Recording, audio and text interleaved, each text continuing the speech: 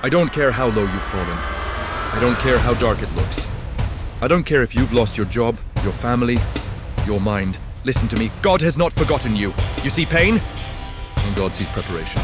You see failure? God sees foundation. You think it's over? God's just getting started. But hear me, you can't stay there. You can't pitch a tent in the valley. You gotta get up. Get up with tears in your eyes. Get up even if your heart is shattered. Because the grave you think you're in, it's not a burial, it's a planting. And what's been planted by God will rise. You were made for a comeback.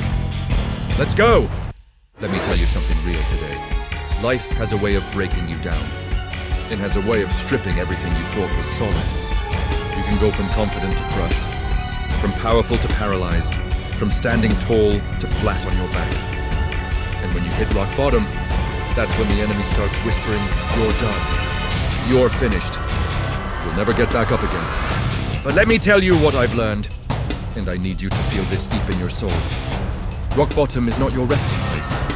It's your launching pad. Rock bottom is where God does his most miraculous work. Rock bottom is where your true identity is revealed. You are not your failure. You are not your pain. You are not the mistake you made. You are a child of the Most High God, and he's got a purpose for your life that no devil in hell can cancel. You think the pain disqualifies you? No, the pain prepares you. You think the delay means denial? No, God's just building a better stage for your comeback.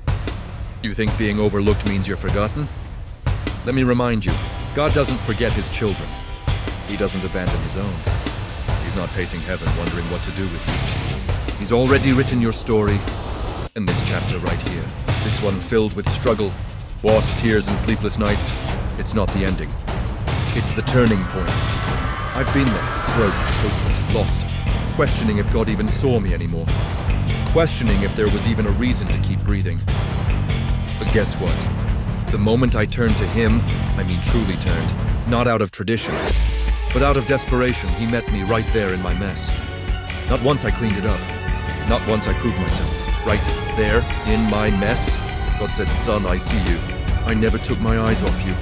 While you were drowning in guilt, I was preparing your rescue. While you were buried in shame, I was planting seeds of purpose." And I don't know who I'm talking to today, but somebody needs to know this. Your lowest moment doesn't scare God. He's not afraid of your depression. He's not intimidated by your anxiety. He's not walking away from your addiction, your heartbreak, your secret pain. He runs toward the brokenhearted. Psalm 34:18 says, "The Lord is close to the brokenhearted and saves those who are crushed in spirit." So, if your spirit is crushed, congratulations, you're in the exact position for a miracle. God does his best work when all the lights go out. God shows up when the music stops and all you've got left is a whisper of hope. You thought the storm was sent to destroy you? No, it was sent to redirect you.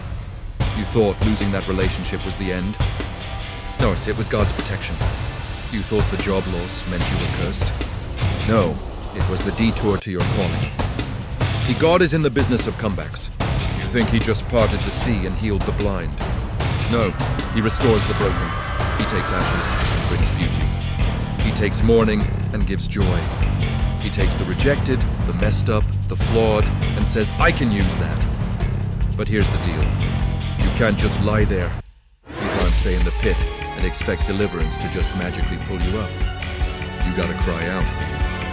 You gotta move, even if it's crawling, even if it's inch by inch, even if your faith is shattered. Take what little you've got and start stepping.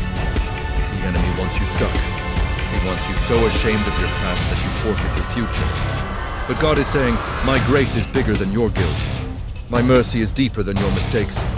My purpose is stronger than your pain." And hear me, the comeback isn't just for you. There are people tied to your victory.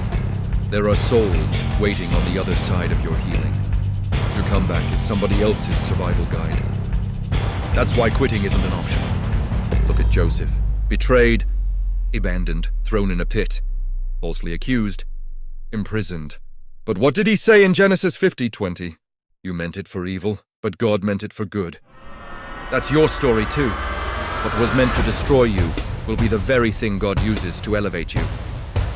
Look at Job, lost everything. And yet when he stayed faithful, God restored him double. That's the kind of God we serve. He doesn't just fix what's broken. He makes it better than it ever was. But you gotta make a decision. Will you believe what the enemy says about you? Or what God says about you? The enemy calls you broken. God calls you chosen. The enemy calls you finished. God calls you victorious. The enemy calls you forgotten. God calls you his. Let that sink in. You are not too far gone. You are not too broken. You are not disqualified. You are not done. You're in the middle of your testimony. You're on the verge of your breakthrough. And all of heaven is cheering for you to rise. And so what do? Get back up. Forgive yourself. Speak life over yourself. Open that Bible and let God remind you of who you are. Pray like your life depends on it, because it does. And when the enemy comes again, and he will, trying to remind you of your failures, you remind him of your future. You look that lie in the face and say, I've been redeemed. I've been restored. I've been repurposed. And my comeback is going to shake the earth. You're not buried. You're planted. And what's planted in faith always rises. Get up. Your destiny is waiting.